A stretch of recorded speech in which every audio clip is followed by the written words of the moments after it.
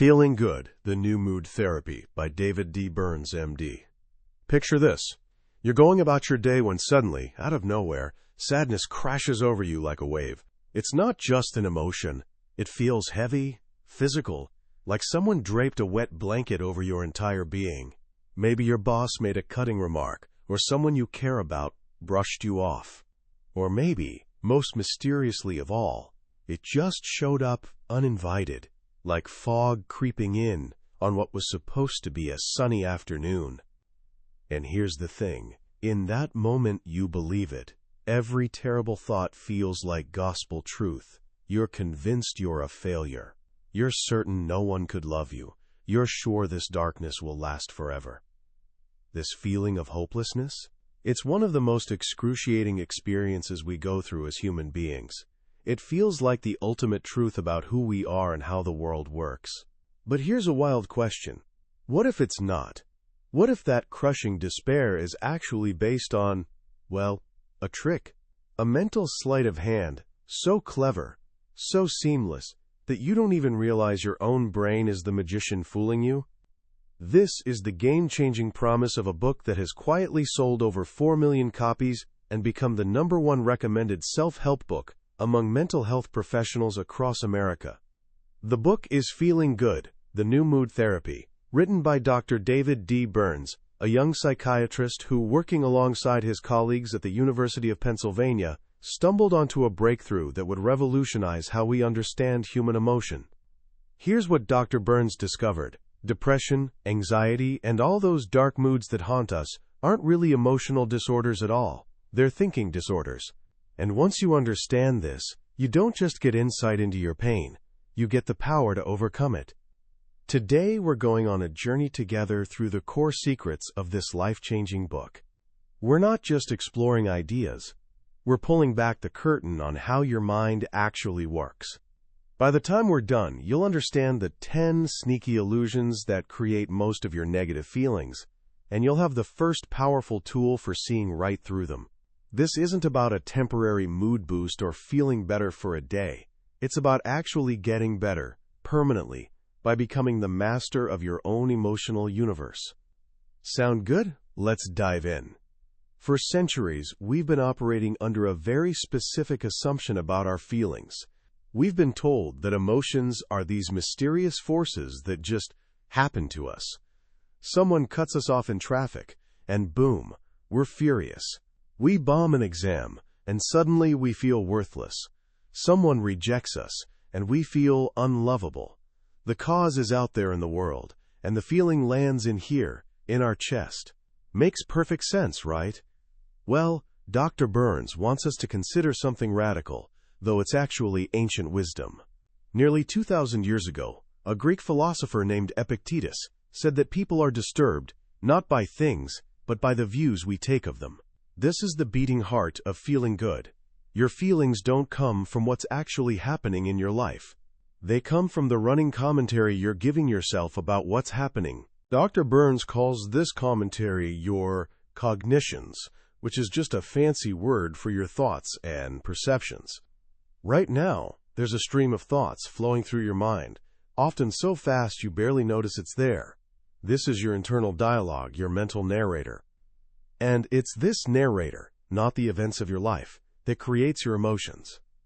Think about it this way. Imagine you're running late for an important meeting. Your stomach ties itself in knots. What's causing that anxiety? Is it the numbers on the clock? Nope. It's the thought racing through your head. I'm going to look like a complete idiot. Everyone will think I'm incompetent. This is a disaster. Now imagine the exact same situation. Same meeting, same lateness, but this time your thought is different. Well, this is annoying, but it's not the end of the world. I'll apologize and jump right in. How do you feel now? Maybe irritated, but definitely not spiraling into panic. Same event. Different thoughts. Completely different feelings. This is the key that unlocks everything. When you're depressed, your thoughts are drowning in pervasive negativity. You see yourself, your world, and your future through dark, distorted lenses. And here's the kicker, the part that changes everything. These negative thoughts that create your emotional turmoil are almost always riddled with gross distortions. They're irrational, illogical, and flat-out wrong. Your depression isn't based on accurate reality. It's the product of mental static, like listening to a radio that's slightly off the station. The broadcast is fine. Your receiver is just tuned wrong. So what are these distortions? What are the mental tricks causing so much suffering? Dr. Burns identified 10 common patterns of twisted thinking. Think of them as the 10 great illusions of the mind. Once you learn to spot them, they start losing their grip on you. Let's walk through them, because I guarantee you'll recognize yourself in at least a few. First up is all-or-nothing thinking. This is when you see everything in black and white categories. If you're not perfect, you're a complete failure. There's no middle ground. A student gets a B and thinks, I'm a total loser. Someone on a diet eats one cookie and concludes, I've completely blown it. I'm disgusting. This thinking style is perfectionism's best friend. It sets you up for constant disappointment, because life is rarely absolute. Nobody is purely brilliant or completely stupid. No project is a total success or utter disaster. Life lives in the gray areas, but the all-or-nothing thinker forces everything into black or white, and usually ends up seeing black. Second is overgeneralization. This is when you take one negative event and turn it into a never-ending pattern of doom. You grab one piece of evidence and decide it applies to everything, forever. A shy guy asks someone on a date and gets turned down. He immediately tells himself, I'll never get a date, nobody will ever want me, I'm going to die alone. He's taken a single rejection and sentenced himself to a lifetime of loneliness. When you overgeneralize, you're taking one drop of ink and using it to color an entire ocean. The third distortion is the mental filter. This is where you pick out a single negative detail and obsess over it so completely that your entire view of reality darkens. Picture this. You get a performance review that's full of praise, pages of it, but there's one tiny suggestion for improvement. What do you focus on? If you've got a mental filter, you'll fixate on that one criticism and completely ignore all the glowing feedback. You're wearing glasses that filter out everything good, letting only the negative through. And because you don't realize you're wearing these glasses, you genuinely believe everything is terrible. Even sneakier is the fourth distortion, disqualifying the positive. Here, you don't just ignore good things, you actually transform them into negatives. It's like reverse alchemy, turning gold into garbage. Someone compliments your work, and you immediately think, they're just being nice, they don't mean it. You dismiss it entirely. You ace a project and think, that was just luck. It doesn't prove I'm actually competent. By constantly brushing aside your successes, you can maintain a negative belief about yourself, even when all the evidence screams otherwise. You're like a scientist who throws out any data that doesn't support their grim hypothesis. I'm second-rate. The fifth distortion is jumping to conclusions. This is when you make negative interpretations, even though there are zero facts to support them. This happens in two common ways. First is mind reading. You arbitrarily decide someone is reacting negatively to you without checking. Your friend walks past you on the street without saying hi, and you think, she's ignoring me. She must be mad.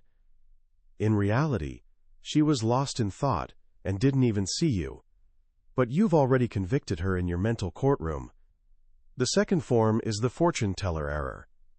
You predict things will turn out badly and treat your prediction as fact. Before a presentation, you think, I'm going to forget everything and humiliate myself.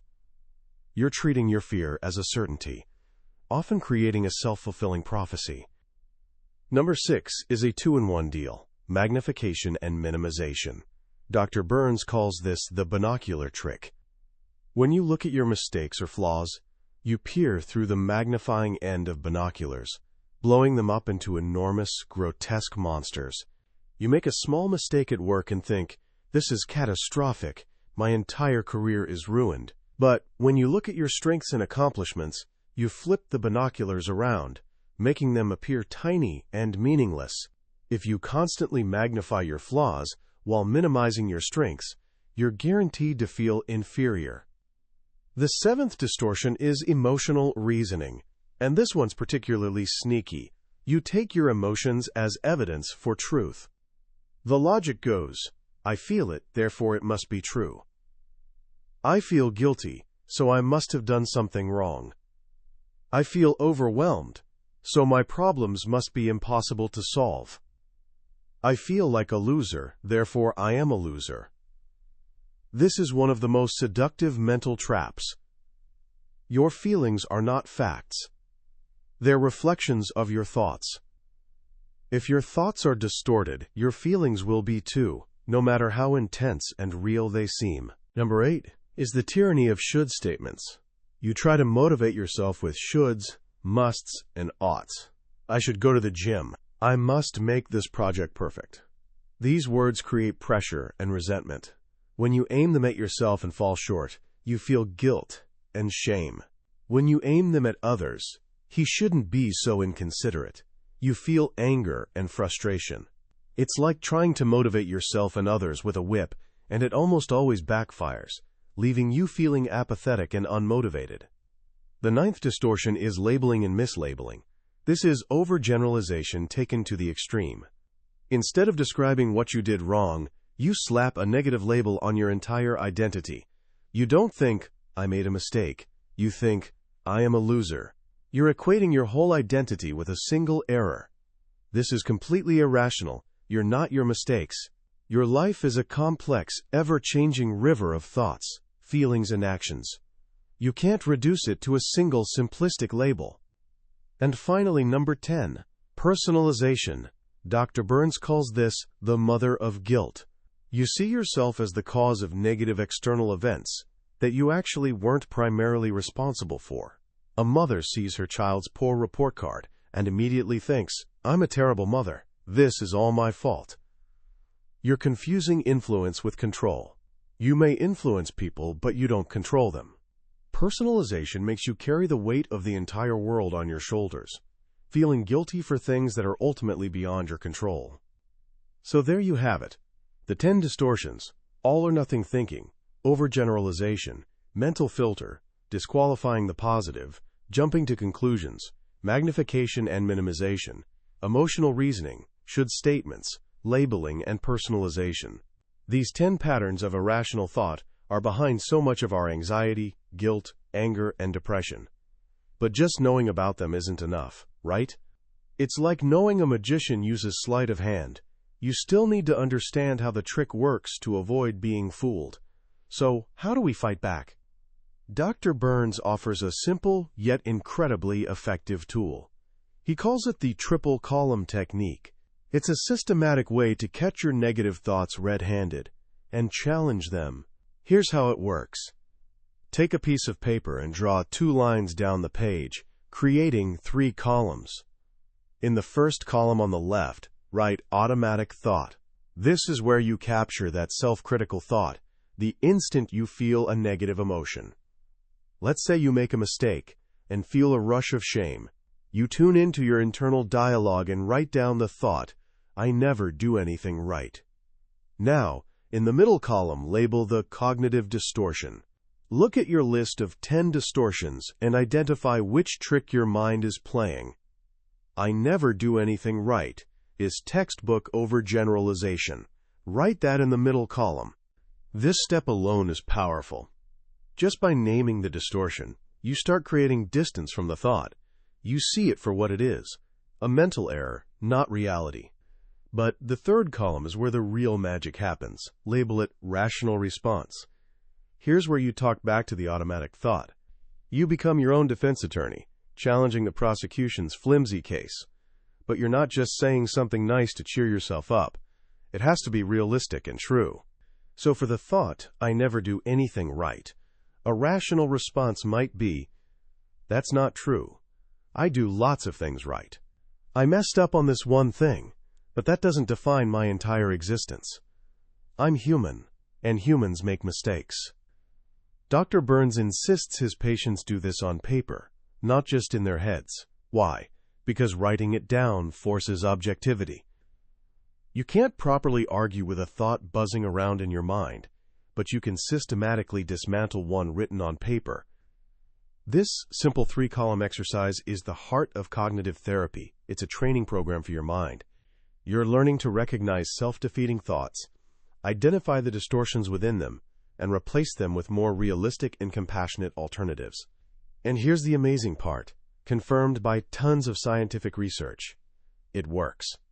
When you change how you think, you can't help but change how you feel.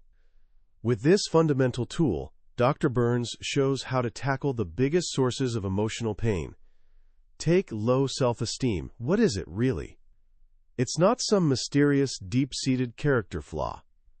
It's simply the result of a constant barrage of self-critical automatic thoughts. Thoughts like, I'm not good enough, I'm a failure, I'm worthless. These thoughts are packed with the 10 distortions. When you use the triple column technique to challenge these thoughts, you're not just temporarily feeling better. You're building genuine self-esteem from the inside out. You're learning that your worth isn't something you have to earn through achievement or approval. It's inherent. You just have to silence the internal voice telling you otherwise. Or consider procrastination, that awful feeling of being stuck, unable to start. Dr. Burns calls it do-nothingism. Where does it come from? Thoughts. Thoughts like, this task is too overwhelming. Magnification, I'll probably fail anyway, so what's the point? Fortune teller error, I should have started earlier, now it's too late. Should statement. These thoughts paralyze you. The solution isn't waiting for motivation to magically appear. Dr. Burns makes a brilliant point. Motivation doesn't come first. Action comes first. You have to prime the pump. He suggests breaking tasks into ridiculously small steps. Instead of, write my term paper, the first step is, open my notebook. That's it. Once you take that first tiny step, you build momentum, and that momentum creates motivation, which leads to more action. What about relationships? Take criticism, for example. When someone criticizes you, it's not their words that hurt. It's your automatic thoughts in response to their words. Thoughts like, they're right. I'm a complete idiot. Labeling, everyone must think I'm incompetent. Mind reading. Instead of getting defensive, Dr. Burns suggests a kind of verbal aikido. First, use empathy. Ask questions to genuinely understand their perspective without judgment. Can you tell me more specifically what I did that upset you? Then, disarm them by finding some grain of truth in what they're saying and agreeing with it. You're right, I was rushed on the phone, and I can see how that seemed uncaring. This diffuses the conflict, takes the fight out of them. Only then, once emotions have cooled, can you negotiate and explain your own perspective. The same applies to anger. Dr. Burns argues that anger almost always stems from one perception, the perception of unfairness. You get angry because you believe someone is acting in a way they shouldn't. He shouldn't have cut me off. She shouldn't have been so rude. The problem? Your idea of what's fair is just your personal rule book. The other person is operating from their rule book, and from their perspective, their actions probably seem perfectly reasonable. When you insist the world must follow your rules, you're setting yourself up for constant frustration. The solution isn't suppressing anger, but challenging the should statements and labels, he's a jerk, that create it. Ultimately, all these techniques point to something deeper. The reason we're so vulnerable to distorted thoughts is because of our underlying silent assumptions, the unwritten rules we live by, the equations we use to define our self-worth. Rules like, my worth depends on what others think of me, the approval addiction, I can't be happy unless I'm loved, the love addiction, or my value is determined by my achievements, mistaking your work for your worth. These assumptions are the weak spots in our psychological foundation. When life puts pressure on them, when we're criticized, rejected, or we fail, our entire emotional structure can collapse. The final and most profound step in the feeling good philosophy is identifying these assumptions, questioning them, and replacing them with a new foundation, one based on the unconditional belief that your worth isn't dependent on anything external. Not on approval, not on love, not on achievement. It simply is. This is the ultimate victory. It's the journey from feeling like a victim of your moods to realizing you're their creator. It's understanding that sadness is a normal part of life, but depression is an illness caused by distorted thoughts. And it's knowing that you hold in your own hands, or rather in your own mind, the tools to challenge those thoughts, correct those distortions, and choose day by day to feel good. As we wrap up our exploration of feeling good, what's the one lesson that towers above everything else? For me, it's this simple yet world-shattering revelation. Our feelings are not facts. Let that sink in for a moment. Your feelings are not facts.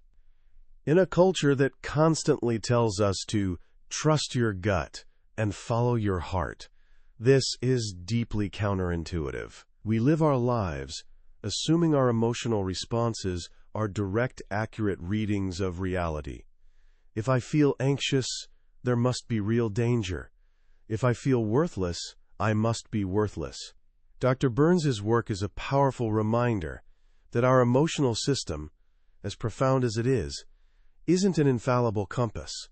It's more like a weather vane, showing us not the truth of the world, but the direction of our own thoughts. And honestly, that's the most hopeful message imaginable. Because if our feelings were caused by external events, by the economy, other people's actions, our past, we'd be largely powerless. We'd be puppets with our emotional strings pulled by forces beyond our control. But if our feelings were created by our thoughts, then we have agency.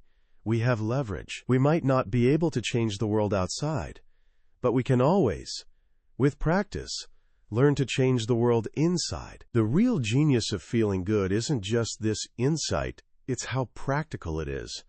Dr. Burns doesn't just tell us our thoughts are distorted. He gives us a field guide to identify the distortions and a specific, concrete tool, the triple column technique, to dismantle them.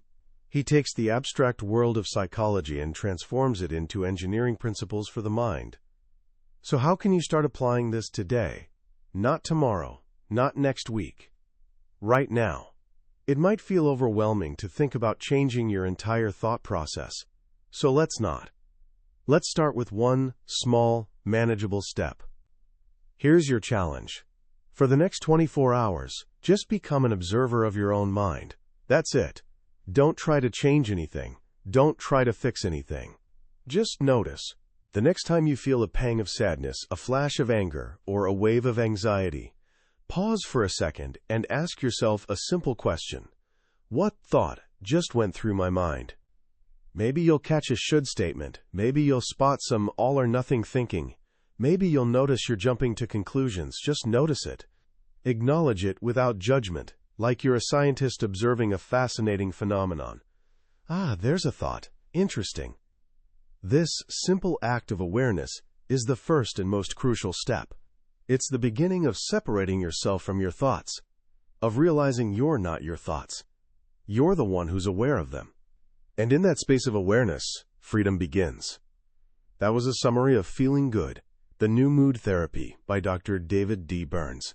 We've touched on the major ideas today, but I'll be honest with you. A summary is like looking at a travel brochure. The real journey, the real adventure, happens when you visit the place yourself. The true magic of this book isn't in the concepts. It's in those quiet reading moments when a particular story or simple phrase connects with your own life in a way you didn't expect. This podcast gives you a map, but if anything we've talked about today has struck a chord, I encourage you to grab a copy of the book. Reading it isn't just about learning. It's an experience that can fundamentally change your relationship with your own mind. The link to the book is in the description. Also, if you found this summary valuable and it gave you something new to think about, please take a moment to hit that like button and subscribe to the channel. It lets us know we're on the right track and ensures you won't miss our next deep dive into another life-changing book. Let's keep learning and growing together.